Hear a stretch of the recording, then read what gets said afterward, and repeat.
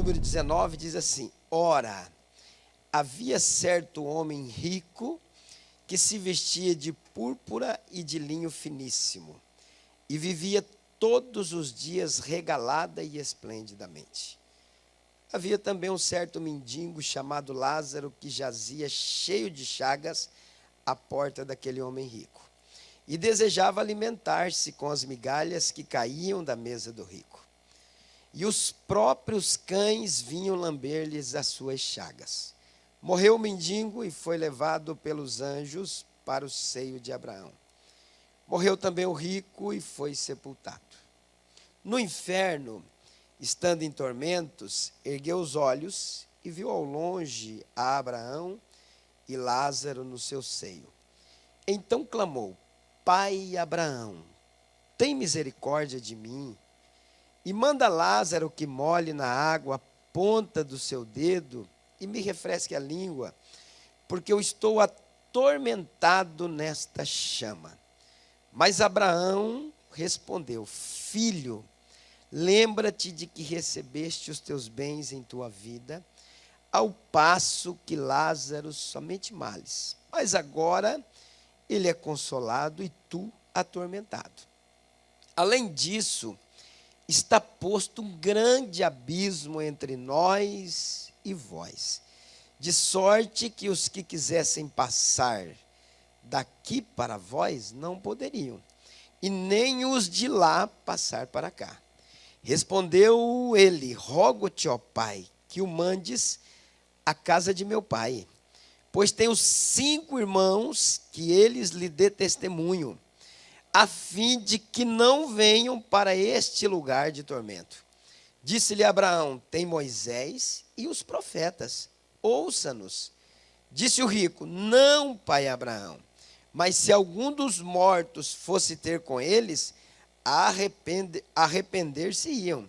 Respondeu Abraão: Se não houve a Moisés e aos profetas, tampouco acreditarão, ainda que algum dos mortos volte à vida. Amém? Pai, nós te louvamos mais uma vez. Nós te agradecemos e te bendizemos pelo privilégio, pela honra, pelo momento especial que o Senhor tem preparado para ouvirmos a tua palavra. Nosso pedido, meu Pai amado, é único. É que o Senhor, meu Pai querido, repreenda todo espírito de atrapalho, tudo aquilo, meu Pai, que no mundo natural e no mundo sobrenatural trabalha para tentar tirar a produtividade dessa palavra. Em nome de Jesus, que seja disperso, arrancado do nosso meio, Pai. E que esta palavra, Senhor, ela entre em nós, ela ache morada, ache guarida e permaneça na nossa vida. Para que no momento em que cada um de nós tivermos a necessidade, ela se manifeste, ela floresça em nós e assim produza o efeito necessário pela qual ela foi enviada. Querido Espírito Santo, continue conosco aqui e realize aqui nessa noite o teu querer e a tua vontade. É o que todos nós aqui te pedimos e te agradecemos, certos da tua resposta, no nome de Jesus. E os que concordam comigo dizem amém. Tome o teu assento, meu querido irmão. A comida hoje vai ser uma comida bem consistente. Hoje nós vamos comer um alimento mais sólido um pouco para nossas vidas. E eu tenho certeza absoluta que ela vai produzir algo extremamente maravilhoso. Eu quero falar nessa noite, como vocês devem ter visto no grupo da igreja, eu quero falar sobre realidades que toda a humanidade terá que enfrentar. Realidades que toda a humanidade terá que enfrentar. Estou falando num contexto geral. Eu estou falando de evangélicos, eu estou falando de não evangélicos, eu estou falando de pessoas ricas, estou falando de pessoas pobres, estou falando de pessoas cultas, estou falando de pessoas ignorantes, estou falando de todos os tipos de pessoas. Esse texto que nós ministraremos nessa noite engloba a humanidade no seu contexto geral. Não é só para a igreja aqui hoje. Hoje nós estaremos pregando aqui para os nossos ouvintes que estão nos ouvindo e também nos assistindo pela internet, para todo tipo de credo religioso ou para aqueles que se dizem ateu também. Nós falaremos sobre algumas realidades que é impossível de se desviar delas. Quando eu falo de realidades, é muito mais fácil crer em alguma coisa que se vê. Por exemplo, crer nessa caixa de som aqui é fácil, porque eu estou visualizando ela. Crer que o Fábio está aqui é fácil, porque eu estou visualizando ele. Tudo que é visível é bem mais fácil a gente acreditar. Mas há muitas coisas invisíveis que também são reais, são verdadeiras. Um exemplo, esse vento que está batendo aqui nas minhas costas, bem fresquinho, é invisível, mas ele é real. Ele existe, ele está aqui no nosso meio. Existem coisas que são invisíveis, que são extremamente reais. Claro que para nós, às vezes, é bastante difícil crer no invisível. A Bíblia diz no livro de Tessalonicenses, capítulo 2, do verso 3 a seguir, a Bíblia diz que um dos grandes sinais da volta de Cristo, não do arrebatamento, da volta de Cristo, seria a apostasia. O que é apostasia, pastor José Amorim? É a frieza espiritual. É o distanciamento de Deus. E uma das suas definições mais práticas é crer somente naquilo que se vê. É uma das definições de apostasia. E a Bíblia diz que se levantaria uma geração antes da manifestação do homem do pecado, que seria apóstata. Que ela vai se levantar, eu não tenho dúvida. Mas eu e você não faremos parte delas, em nome de Jesus. Eu e você, pelo menos, não devemos fazer parte dela. A apostasia tem que vir, mas eu e você não precisamos ser apóstatas. A apostasia tem que chegar, mas nós não precisamos fazer parte dela. Amém? Uma das primeiras realidades que toda a humanidade terá que enfrentar está no verso de número 22, que eu acabei de ler, que diz assim: morreu um mendigo e foi levado pelos anjos para o seio de Abraão. E morreu também o rico e foi sepultado. A primeira realidade que todos nós enfrentaremos mais cedo ou mais tarde é a morte. A morte é um fato. Ninguém quer morrer, mas a morte, um dia, se não passarmos pelo arrebatamento, a morte nos alcançará, pastor Marcos Paulo. Mais cedo ou mais tarde. Isso é um fato claro e evidente, que a morte é uma realidade que acontecerá na vida de todos os seres humanos.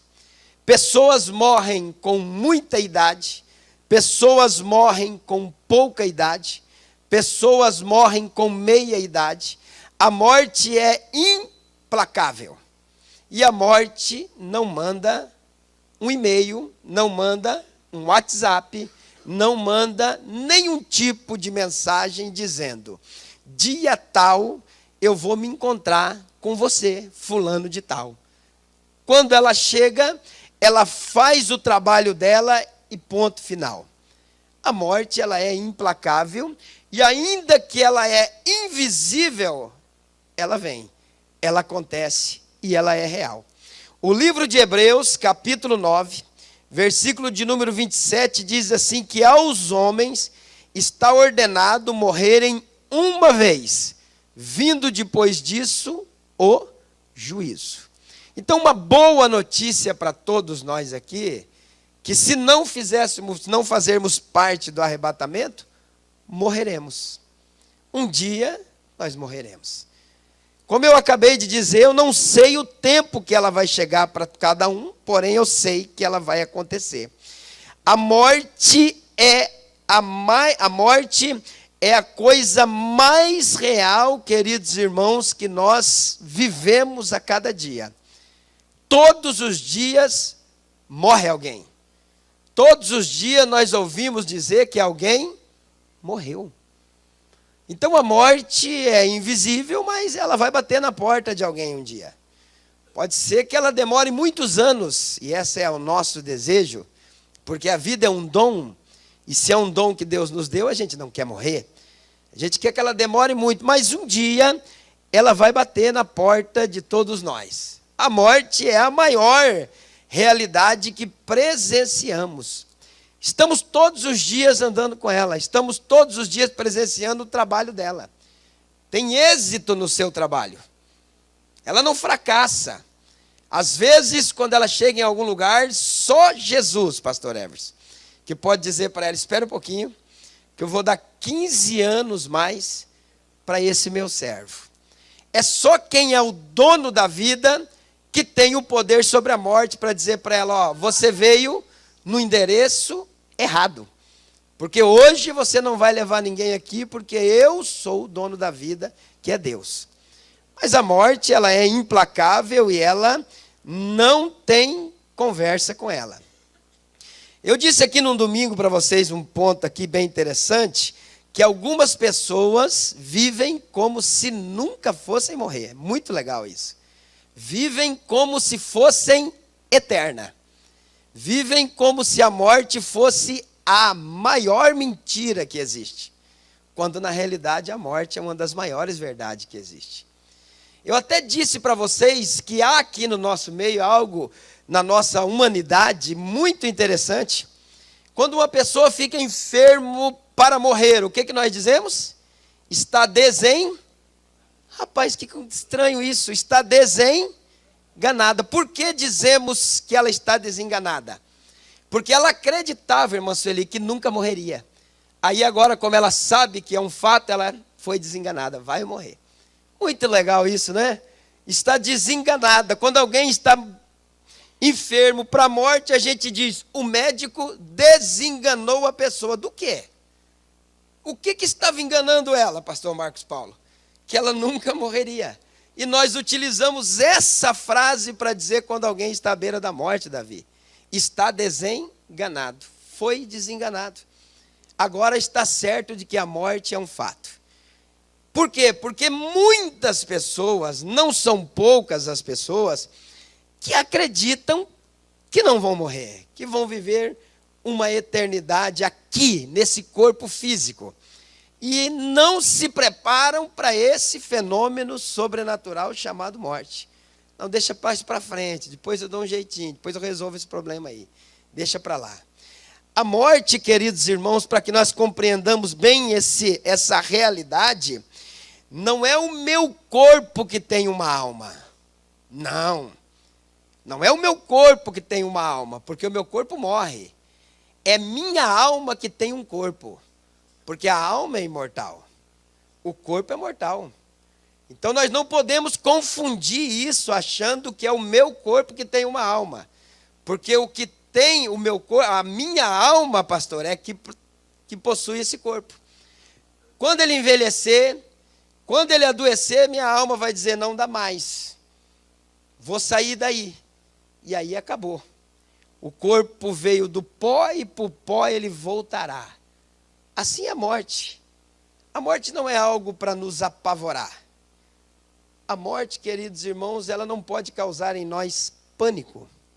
A morte não pode ser para nós uma inimiga. Paulo disse assim, bom era morrer e estar com Cristo. Mas para proveito e crescimento da igreja, é melhor eu estar aqui pregando para que muitas pessoas ainda sejam salvas. Então a morte não é esse bicho de 7 cabeças que algumas pessoas fazem, mas ela é real, tá bom? Pode dormir todo dia entendendo que a morte é uma realidade. E logo após a morte, a gente entende, queridos irmãos, que vai vir uma eternidade. A eternidade também é um fato real, porque morreu. Se temos um espírito, se temos uma alma, automaticamente existe uma eternidade. E aí eu aprendo aqui, na eternidade, que se divide pelo menos em 2 aspectos. O verso 23 vai nos mostrar uma outra realidade maravilhosa. O verso 23 diz assim: no inferno, estando em tormentos, ergueu os olhos e viu ao longe a Abraão e Lázaro no seu seio. O inferno é uma realidade. Ainda que ninguém queira pregar sobre ele, ainda que várias religiões o neguem veementemente, ainda que muita gente diga assim: eu saí de casa para ouvir falar de inferno, ele é real. A realidade do inferno, queridos irmãos, ela é tão real, ela existe tanto como existe a morte. Por que, pastor Amorim, que o inferno é real? O que é o inferno? O que a Bíblia fala sobre o inferno? Em primeiro lugar, queridos, o inferno, ou a Bíblia se relata ele como um lugar, ou se relata ele como um estado. Qual é o estado? É o distanciamento ou eterna separação de Deus. Foi para o inferno. Nunca mais vai se encontrar com Deus. Nunca mais vai se relacionar com Deus. Nunca mais vai poder ver a Deus. Nunca mais vai sentir a presença de Deus. Um lugar, o estado é uma eterna separação do homem de Deus. O lugar, a Bíblia diz que é um lugar de tormentos. É um lugar de ranger de dentes. É um lugar de dores. É um lugar de sofrimento.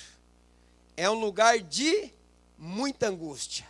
E aí a Bíblia vai mais longe ainda, dizendo assim, que é um lugar que não se dá para relatar a angústia e o sofrimento que ele proporcionará. Então o inferno é real. Agora me prova, pastor Amorim, que o inferno é real. Como que o senhor pode dizer que o inferno é real? O senhor foi lá? O senhor já visitou o inferno? Não, eu nunca fui, nunca visitei e nem quero visitar, nem para dar testemunho. Amém ou não amém? Nem para dar testemunho. Nem para pregar como que é lá. Não, não quero. Se Deus quiser me levar para visitar o céu, aí eu quero. Mas para o inferno, nem para dar testemunho, para dizer como ele é. Por que que o inferno é real? Em primeiro lugar, o inferno é real porque a Bíblia diz que ele é real. Alguém tem dúvida sobre a veracidade da Bíblia? Alguém tem dúvida sobre o que a Bíblia... Alguém conhece algum ponto em que a Bíblia errou? Hoje eu ensino, pode levantar, pastor, a Bíblia errou nesse ponto aqui. Pode me falar. Alguém conhece algum fato que a Bíblia falou e que deixou de acontecer? A Bíblia, ela tem aproximadamente 6.000 anos, a história que existe dentro da Bíblia. E a Bíblia, ela foi montada, esse conjunto de livros, queridos, até o ano de... Ela foi montada no ano de 1600. Montaram todos os livros, todas as profecias, todos os escritos e fizeram este livro que nós utilizamos aqui. Muitos já se levantaram para dizer que a Bíblia era mentira, que a Bíblia é enganosa, mas os mesmos que se levantaram até hoje não conseguiram provar realmente que há engano dentro da Bíblia. Porque em primeiro lugar, o que a Bíblia venceu? O tempo. Sabe esse texto que eu acabei de ler para você aqui? Faz 2.000 anos que ele foi escrito. Não é 20 dias. E ele é tão atual como o jornal que vai sair amanhã. Que coisa impressionante. Qualquer texto, qualquer mensagem que nós pregamos aqui na terça-feira ou no domingo, parece que estamos vivendo no dia, no momento. Porque o tempo não conseguiu vencer a Bíblia Sagrada. A Bíblia Sagrada é além do tempo. Nós podemos pegar um texto lá de 6.000 anos atrás. E você vai notar que ele é tão atual como o Jornal da Manhã que você acabou de ler. Ou que você assistiu pela televisão. O tempo não conseguiu vencer a Bíblia Sagrada. Porque a Bíblia Sagrada profetizou as coisas que aconteceriam nos tempos. A Bíblia conhecia, Júnior, o tempo antes do tempo.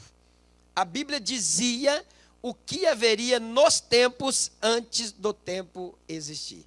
A Bíblia, o Deus da Bíblia é atemporal. Deus não depende de tempo. Deus está acima do tempo, porque é Ele que realiza o tempo. Então, se tiver mais 1.000.000 de anos, a Bíblia ainda será atual, porque ela venceu o tempo. A Bíblia venceu a ciência. E olha que a gente já viu a ciência tentar de todos quanto é jeito, de tudo quanto é maneira, destruir a veracidade da Bíblia. Mas quanto mais eles tentam destruir a veracidade da Bíblia, mais a Bíblia Sagrada se autentica, mais ela fica evidente, mais ela fica preciosa, porque a ciência não conseguiu vencer a Bíblia Sagrada. A Bíblia venceu a história, e se a Bíblia conseguiu vencer o tempo, conseguiu vencer a ciência, e conseguiu vencer a história, e ela diz que o inferno é real, eu acredito na Bíblia. Eu tenho certeza absoluta, como esse copo de água, que o inferno existe. Eu quero trazer alguns textos aqui para vocês entenderem, para vocês entenderem o potencial deste livro que nós temos aqui na nossa mão. Alguns anos, há centenas de anos atrás, havia uma nação extremamente poderosa, e eu gosto de usar isso aqui como exemplo. A Etiópia era uma das nações mais poderosas que existia, e por ela se corromper, por ela caminhar nos caminhos da idolatria, Isaías profetizou no capítulo 45, e versículo 40 e versículo 14, ele disse: assim diz o Senhor, o trabalho do Egito e o comércio dos etíopes e dos sabeus, homens de alta estatura, passarão para ti, dizendo para Jerusalém, e serão teus. Deus declara para a Etiópia que ela seria a mais miserável de todas as nações da terra. Quem se lembra, uns 8 anos atrás, 7 anos atrás, que os jornais estampavam 3.000 pessoas morrendo de fome por dia, 2.000 pessoas morrendo de fome, aviões americanos passando e jogando alimentos para o povo poder se alimentar, porque a miséria imperava dentro da Etiópia. Não deu crédito na palavra de Deus, perdeu a bênção. Não deu crédito no que Deus falou. A Bíblia também fala, queridos irmãos, no livro de Isaías 40 e 22, eu vou falar só de coisinhas simples, porque aquelas coisas transcendentais eu também não sei. Amém? Vou falar só das simples que eu entendo bem. Há mais ou menos 900 anos, não se sabia, Juarez, que a terra era redonda. Achava-se que a terra era quadrada. Achava-se que a terra tinha 4 cantos. Mas Isaías 40, 22 já declarava que Deus estava sentado sobre o quê? Sobre o quê? O globo da terra. Não sobre o cubo da terra, sobre o globo da terra. A Bíblia já declarava que a terra era redonda. A Bíblia também diz, queridos irmãos, em Isaías capítulo 7, versículo 14, a Bíblia profetizou quase 5.000 anos, mas em Isaías mais ou menos 700 anos, profetizou o nascimento do nosso Salvador. Capítulo 7, versículo 14, a Bíblia diz assim: portanto mesmo o Senhor vos dará um sinal, eis que a virgem conceberá e dará à luz a um filho, e chamará o seu nome Emanuel. Estava na Bíblia. A Bíblia já dizia que ele ia nascer. Davi já sabia que ele ia nascer. No livro do Gênesis já falava que nascerá um que pisará na cabeça da serpente. A Bíblia já sabia de todas essas coisas, já nos antecipava, queridos irmãos, dizendo o que ia acontecer. No livro de Isaías 54, versículo 1, a Bíblia sabia e nos mostra esse dia aqui. Esse dia. Que dia que é hoje? Dia 9 de abril de 2019. Isaías 54, 1 diz assim: canta alegremente, ó estéril, que não deste a luz. rompe em cântico e exclama com alegria, tu que não tivesse dores de parto, porque mais são os filhos da mulher solitária do que os filhos da casada, diz o Senhor. Deus estava falando da igreja. Por isso que às vezes nós vemos os nossos líderes de grupos de louvor tentando motivar vocês para dar glória a Deus, se animem, é porque Deus está mandando a gente fazer isso. Canta alegremente. Porque nós não éramos povo de Deus, mas Deus fez de nós povo seu e nos deu direito à vida eterna. Então Isaías 54:1 já declara este dia que nós estamos vivendo aqui. Livro de Daniel, capítulo 12, versículo de número 4. A Bíblia diz, olha que legal isso aqui, tu, Daniel, encerra essas palavras e sela este livro até o fim do tempo, porque muitos correrão de uma parte para outra e a ciência se multiplica. E agora? Há 100 anos atrás, irmãos, era uma coisa querida. O camarada podia ser o top de linha, podia ser o mega importante, podia ser o super-homem da terra. Tinha que andar no lombo de um cavalinho. Hoje você pega uma pessoa aí que os recursos dela é bem limitado, mas ela já anda em cima de um carrinho. Já, pode ser velhinho, mas já carrega ela para cima e para baixo. Há 100 anos atrás, você fosse fazer uma viagem para algum lugar, você precisaria gastar muito tempo em cima de uma carroça.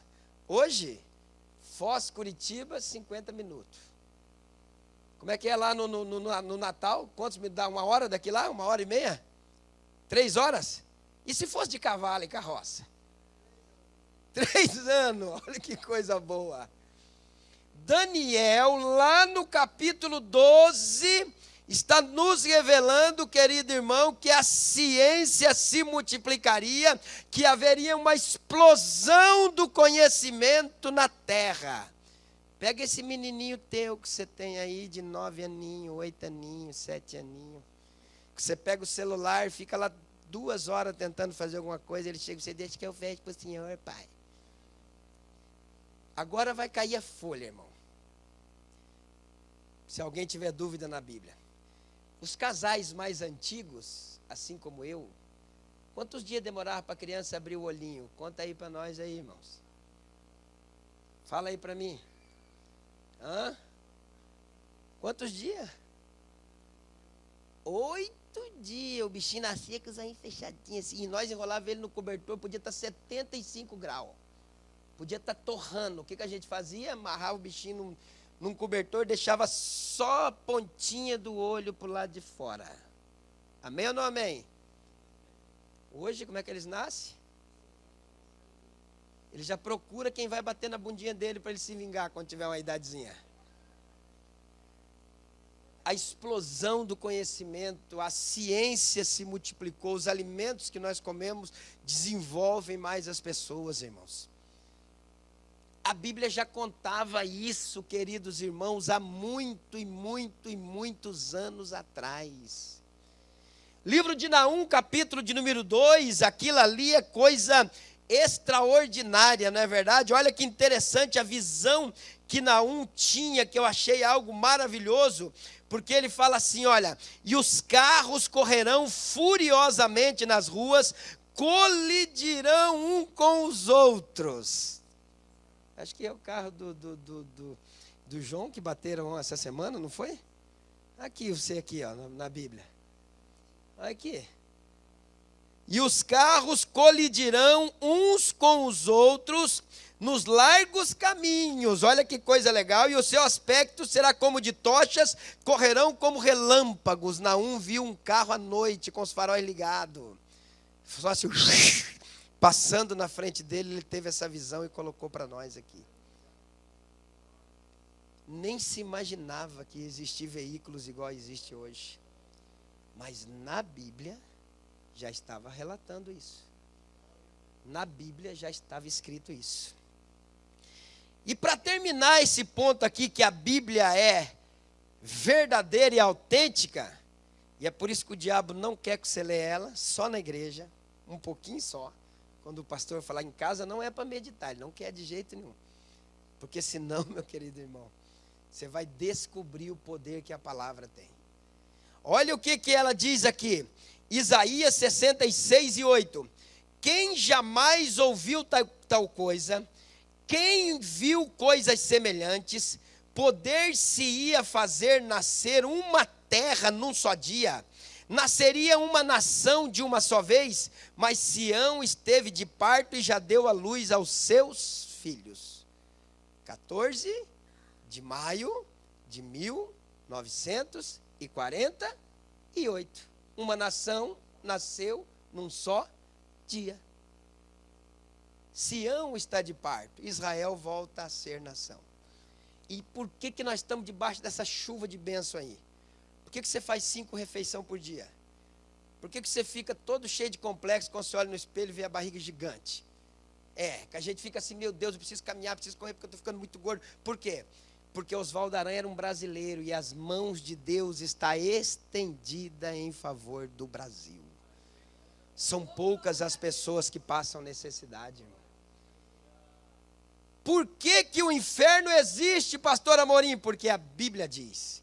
E se ela diz, meu amigo, não adianta você correr para lá e nem para cá. O inferno é uma realidade. Segunda coisa, por que o inferno é real? Porque Jesus disse que ele é real. Jesus falou do inferno 54 vezes. E quantas do céu? Quem sabe? Eu já falei aqui.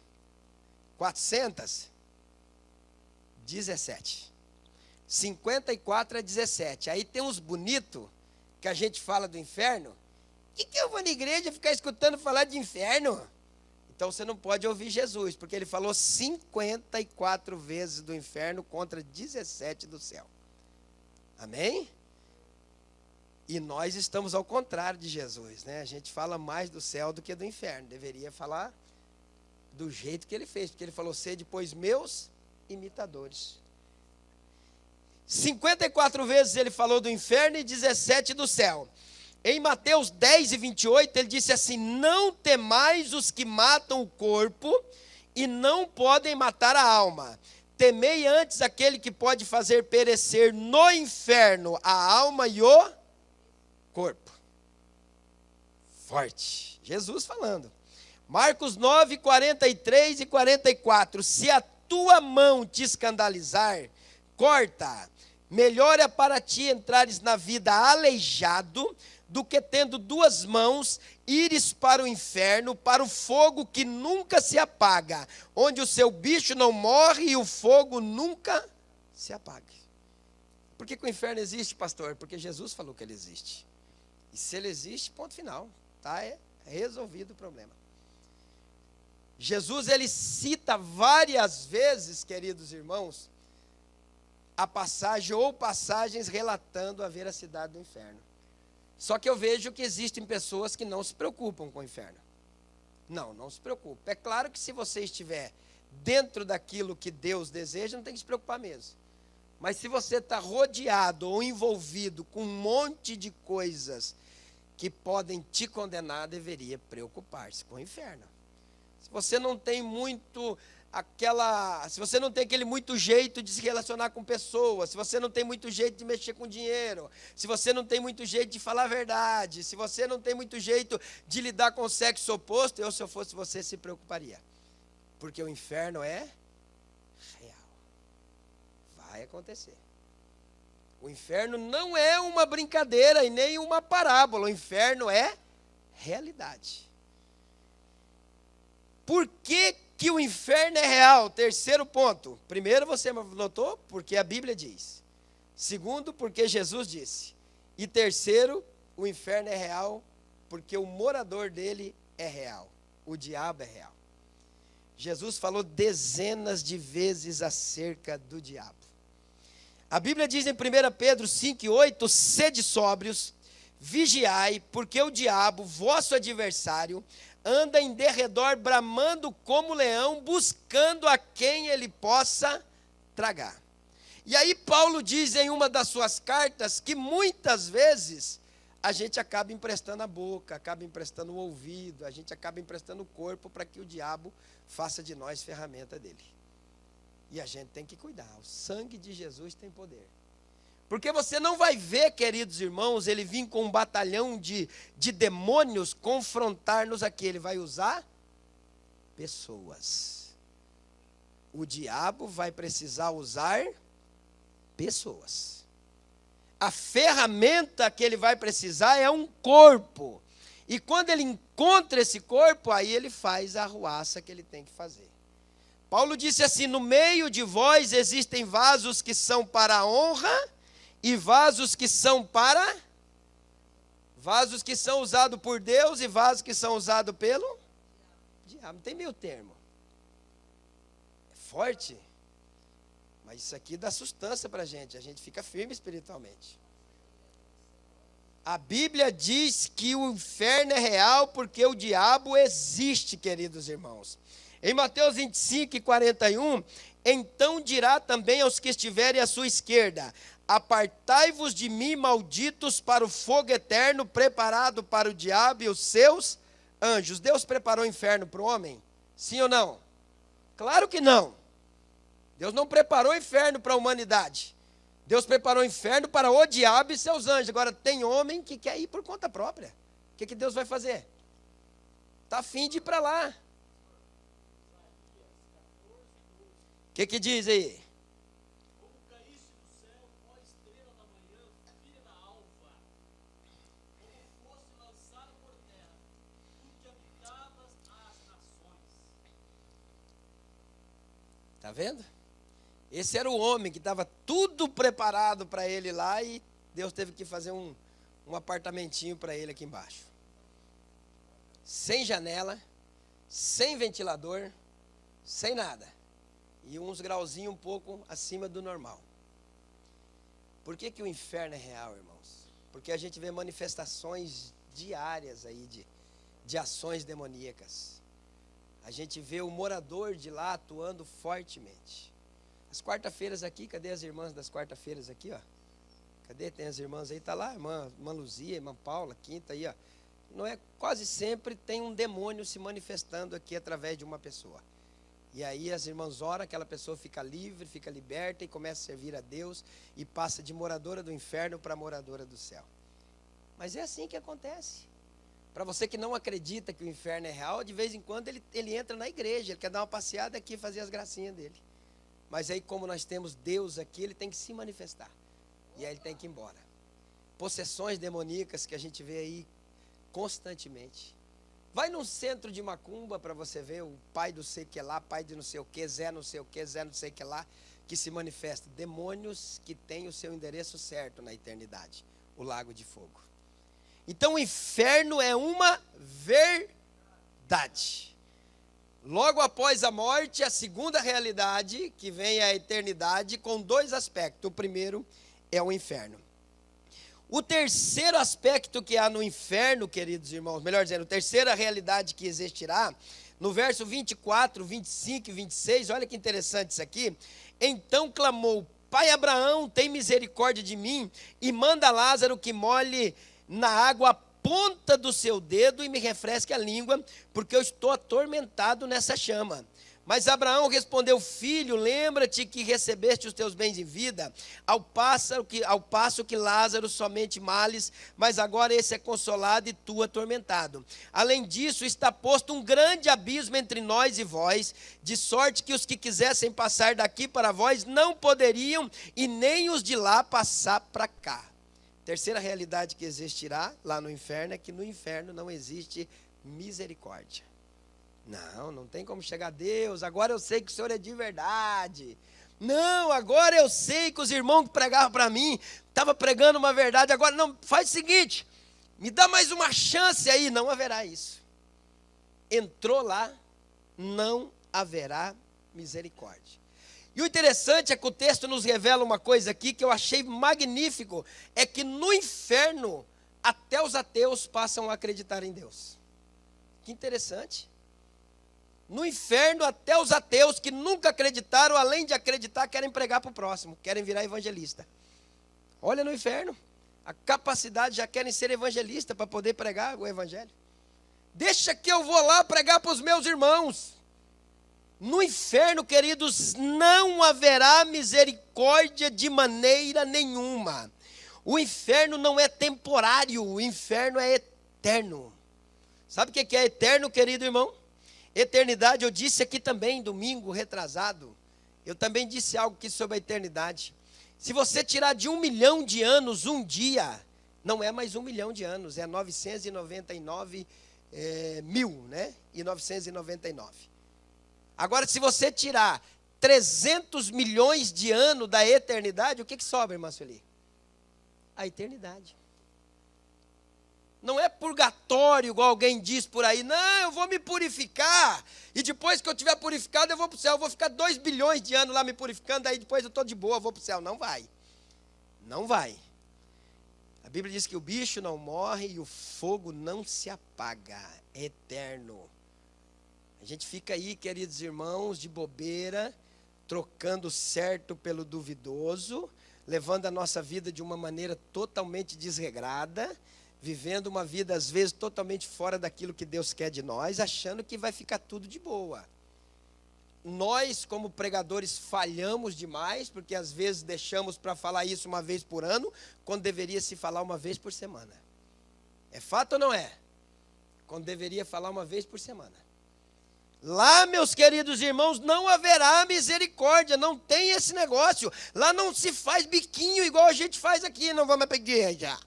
Não gostei daquele pastor, não gostei daquela igreja, que ensino não é legal. Lá não tem isso aí não. Lá você pode tentar fazer o bico que quiser, não tem saída, já era. Não tem luz, lá é trevas e densas trevas, não dá para fazer bico porque não vai ver nada. Vai estar o tempo todo em tormento. Que bom se fosse igual alguém prega por aí, dizendo que vai ficar um tempo e depois que cumprir esse tempo vai para o céu. Que bom se fosse, mas não vai ser. Então a gente precisa despertar. Que a terceira realidade é que no inferno não haverá misericórdia. No inferno não haverá arrependimento. Não tem como. Chegar e dizer para Deus, mas eu fiz isso, dá-me uma chancinha para mim. Não existe isso. Depois que as pessoas forem para lá, não haverá como sair de lá. No inferno, queridos irmãos, quando eu falo em não ter misericórdia, vou aproveitar aqui alguns advogados que nós temos, é legal a gente usar as ferramentas da casa. No inferno é prisão perpétua. Não tem primeira instância, não tem segunda instância, não tem terceira instância, não tem recurso, tem nada. Chegou lá, como é que é? Não tem Gilmar Mendes para soltar, diz o irmão Jorge. Tem nada, lá não vai ter esse negócio de você chegar lá assim, eu quero recorrer, porque não é justo, eu fiz um benzinho lá na terra uma vez, ajudei um coitado lá e eu quero que você me dê mais. Não tem isso, lá não vai ter juiz para poder dizer para você, eu vou tomar, até advogado, eu vou dizer, para tomar a tua causa, deixa que eu vou julgar a tua causa ali perto de Deus, chegando a Deus e dizer assim, aí Deus, é o seguinte, o fulano lá, o senhor tem que voltar atrás, tira ele do inferno, já era. E tem uma coisa que a gente deveria se preocupar um pouquinho mais. Quem está comigo, diga amém. A gente deveria pensar um pouquinho mais, não é mesmo? Quando a gente fosse enrolar com alguma coisa, a gente devia falar, não, sabe de uma coisa, vou deixar isso quieto. Porque vai que amanhã eu morro. Vai que amanhã eu deito. E aí? A gente deveria pensar antes de tomar algumas atitudes. Antes de fazer algumas coisas. A gente deveria observar a palavra no seu contexto geral e tentar praticar aquilo que a gente sabe, porque Deus não vai condenar ninguém pela ignorância. Fica tranquilo, a Bíblia diz em Atos 17:31, que Deus não tem conta o tempo da ignorância. Anuncia que os homens todos se arrependam. Então a gente devia, como diz no linguajar, e não sei se é certo, colocar a barba de molho. Porque vai que a gente erra e tomba no outro dia. Vai que a gente sai fora da graça de Deus e tomba.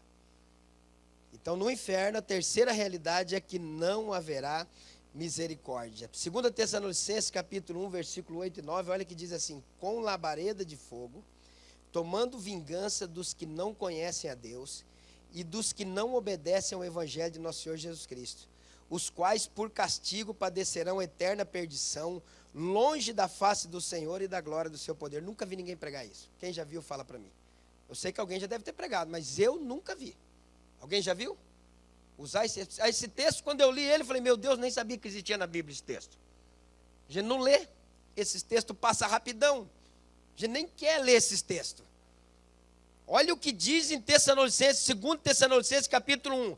Com labareda de fogo, tomando vingança dos que não conhecem a Deus e dos que não obedecem ao evangelho de nosso Senhor Jesus Cristo, os quais por castigo padecerão eterna perdição, longe da face do Senhor e da glória do seu poder. Fala comigo assim: o sangue de Jesus tem poder. Nós precisamos se preocupar um pouco mais com a nossa salvação. Urgentemente. Urgentemente. A gente deveria ter medo. A gente deveria temer o que pode nos tirar o direito de vida eterna. Quarta realidade que a gente precisa entender, versículo 28 e 29 do capítulo de número 16, já estamos terminando. 28 e 29 diz assim: Pois tenho 5 irmãos, que eles lhes dê testemunho, a fim de que não venham também para este lugar de tormento. Disse-lhe Abraão: tem Moisés e os profetas, escuta eles.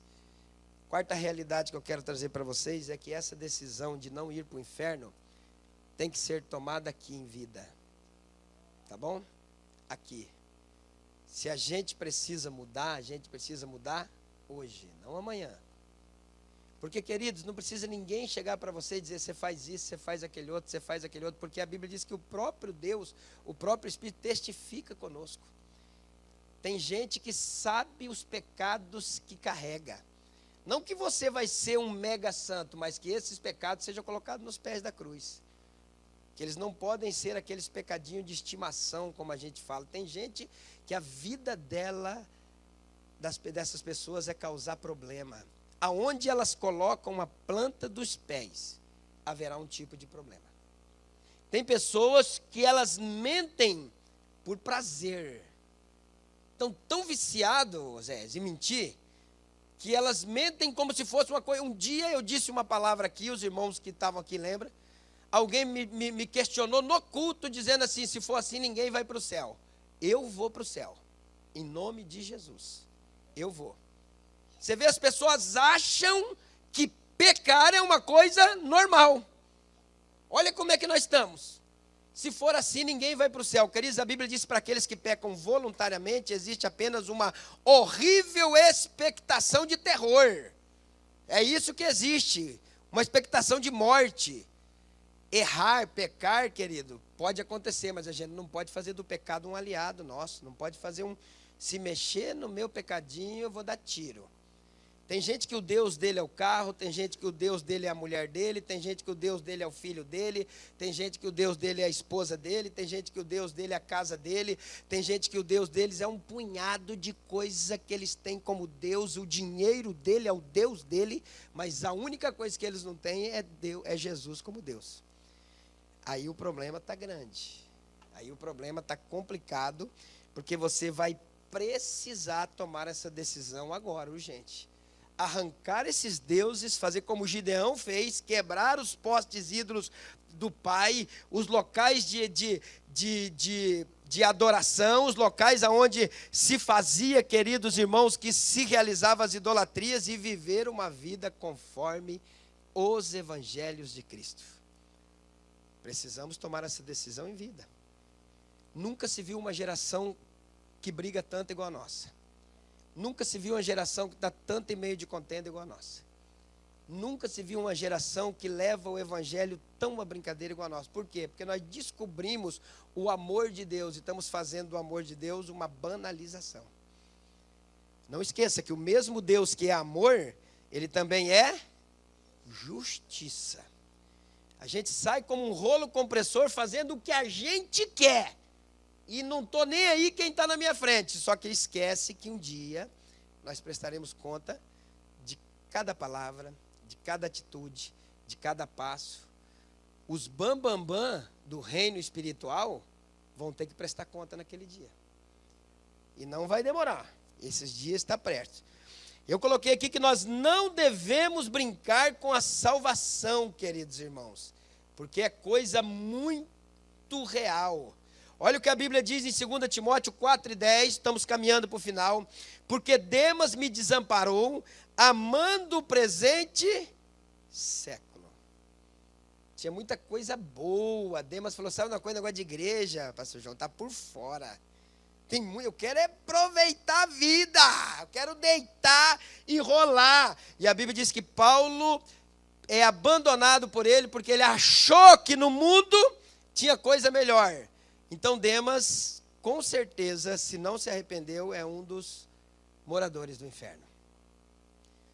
Cuidado, querido irmão, o que esse mundo tem aí, tá? Cuidado, como que você se utiliza do mundo, tá bom? Tome cuidado, porque a gente não pode de maneira nenhuma perder esse privilégio que nós temos de ter o nosso nome escrito no livro da vida.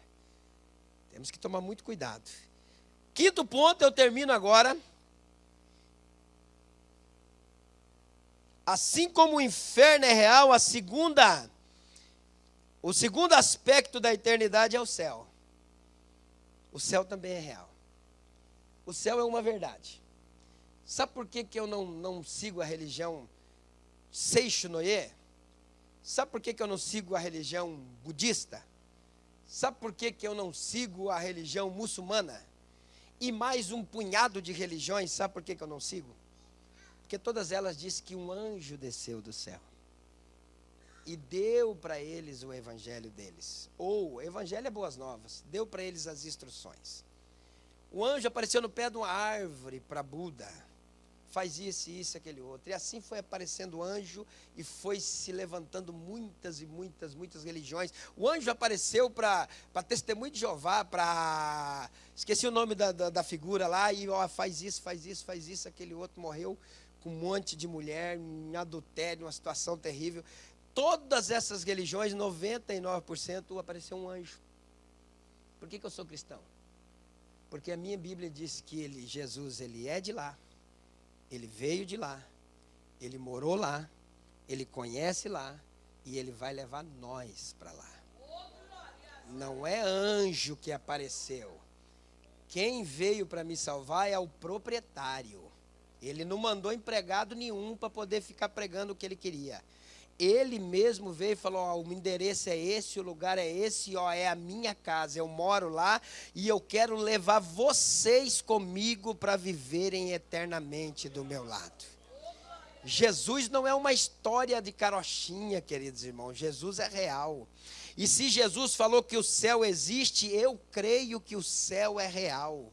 Se a Bíblia diz que o céu existe, eu creio que o céu é real. A Bíblia diz em João 3:13, ora, ninguém subiu ao céu, senão o que desceu do céu, o Filho do homem que está no céu. O nosso Deus, querido irmão, ele não é empregado de ninguém, não é enviado. O nosso Deus, ele veio para nos declarar que existia um céu e estava nos esperando. A Bíblia diz no livro de João 6:38 e 39, Jesus falou, melhor dizendo, Jesus disse, porque eu desci do céu, não para fazer a minha vontade, mas a vontade daquele que me enviou. Aí a vontade do Pai que me enviou é esta, que nenhum de todos aqueles que me deu se perca, mas que o ressuscite no último dia. Eu não sei quanto vale o céu para você, não sei, mas eu sei quanto ele vale para mim. Eu não consigo entender porque pessoas desanimam. Ah, a coisa está feia, estou desanimado. Se você tivesse nascido no tempo da perseguição, tivesse nascido no tempo de Nero, tivesse nascido naquela época, você ia fazer o quê? Já tinha lá ido fora. Já estava no inferno, já estava morando lá. Já tinha jogado a toalha. Estamos vivendo debaixo de uma bênção que não existe igual. Estamos vivendo de um tempo que não tem bonança maior e tem gente desanimando, irmão. Me diga para mim, desanimando do quê? Do céu. A única coisa que as pessoas podem estar fazendo é desanimando do céu. Irmãos, eu tenho de falar daqui umas coisas e vou voltar a repetir para vocês. Com empresa ou sem empresa, glória a Deus. Com sapato ou de chinelo, glória a Deus. Com bife ou com ovo, glória a Deus. Com camisa de R$1.000 ou camisa do brechó de 1,50, glória a Deus. Com Ferrari ou com bicicleta, glória a Deus. com Mercedes ou com as lotações que nós temos, glória a Deus. Que geração é essa que desvia por causa da conta de luz? Desvia porque não deu certo para fazer um negócio. Desvia porque o marido não anda do jeito que você queria que andasse. Desvia porque a esposa não anda do jeito que anda, que deveria andar. Desvia por causa do meu filho, deixa eu te explicar. A salvação é individual, o céu é real. E você não pode trocar o céu por nada. Tem que se manter firme. O que está acontecendo com a gente? Já pensou se colocar uma espada no nosso pescoço? Você crê em Jesus Cristo, você confessa Ele, Deus me livre. Rapaz, está doido? Eu nunca vi esse Jesus. Não, sei lá do que você está falando. Quem é? Misericórdia, essa é a palavra certa. Está na hora da gente reacender, está na hora de nós despertar, porque o que está esperando lá na eternidade não é bom para aqueles que não têm Jesus, mas o que está esperando aqueles que têm Jesus é extraordinário, é magnífico. A Bíblia diz que os olhos não viram, o ouvido não ouviu, e o coração do homem, a mente dele não pode imaginar as coisas que Deus tem preparado para aqueles que o amam. Eu não sei você, mas eu vou lutar até o fim para que esse dia chegue para a glória de Deus. Eu posso pregar isso aqui, irmãos, com muita tranquilidade. Já passei necessidade, já ganhei cesta básica, já fui de a pé para o trabalho, já não tive leite para dar para os meus meninos, já coloquei açúcar dentro da água para enganar eles. Já tive tudo isso nessa minha vida num tempo igual nós estamos vivendo. Mas eu nunca, tem minha esposa ali do meu lado para falar para você, disse assim, eu vou parar. Eu não suporto, porque eu aprendi muito cedo, irmão, que o céu não está condicionado com nada. Não está condicionado com nada. Eu fui chamado para ser cidadão do céu e não importa o que vai acontecer.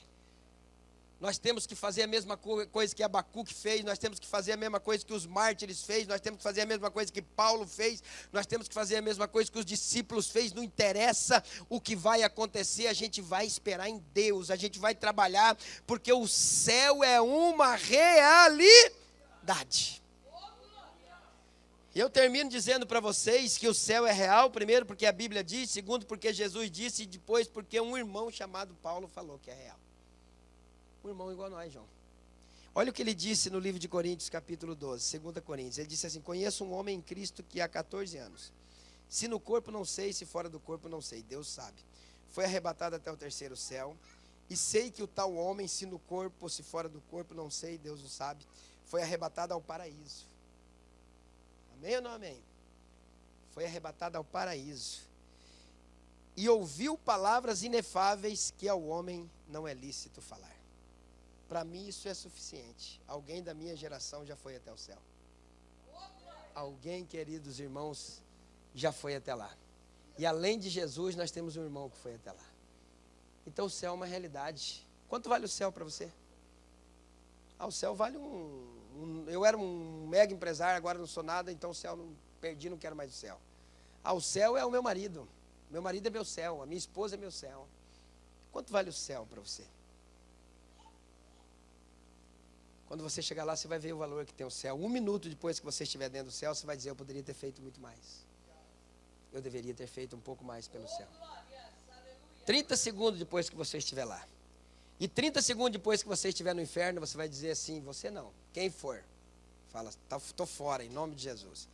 Quem for para o inferno, 30 segundos depois que estiver lá, vai dizer assim, eu deveria ter ouvido os pastores. Eu deveria ter lido a Bíblia. Eu deveria ter investido no céu. Eu deveria ter feito um pouco mais pelo céu. Termino, irmãos. Apocalipse 22, 1 e 7. Diz assim, mostrou-me um rio puro de água da vida, claro como cristal, que procedia do trono de Deus e do Cordeiro. No meio da sua praça, de um e de outro lado do rio, estava a árvore da vida, que produz 12 frutos, dando seu fruto de mês em mês. E as folhas das árvores são para a saúde das nações. E ali nunca mais haverá maldição contra alguém. E nela estará o trono de Deus e do Cordeiro, e os seus servos os servirão. E verão o seu rosto, e nas suas testas estará o seu nome. Ali não haverá mais noite, e não necessitarão de lâmpada nem de luz do sol, porque o Senhor Deus os ilumina, e reinarão para todo sempre. E disse-me, estas palavras são fiéis e verdadeiras, e o Senhor, o Deus dos santos profetas, enviou o seu anjo para mostrar aos seus servos as coisas que em breve hão de acontecer. Eis que presto venho, e bem-aventurado aquele que guarda as palavras da profecia deste livro. Teremos que enfrentar. Ou enfrentaremos o inferno, ou enfrentaremos o céu. Mas eu tenho certeza absoluta, irmãos, que você vai enfrentar o céu. O céu será o seu lugar de descanso. O que eu quero que o Espírito Santo faça com você a partir de hoje, é que você não ande mais em conformidade aos seus desejos humanos. Que você pare de achar que você ou eu somos o centro de todas as coisas. Que nós venhamos a viver em função de outras pessoas. Nem que nós percamos alguma coisa, mas que nós produzimos alegria em pessoas. Porque o céu é dessa forma que será adquirido. A Bíblia diz que o céu é para aqueles que sabem amar. Se coloque em pé, eu quero fazer uma oração para você antes de nós ofertarmos.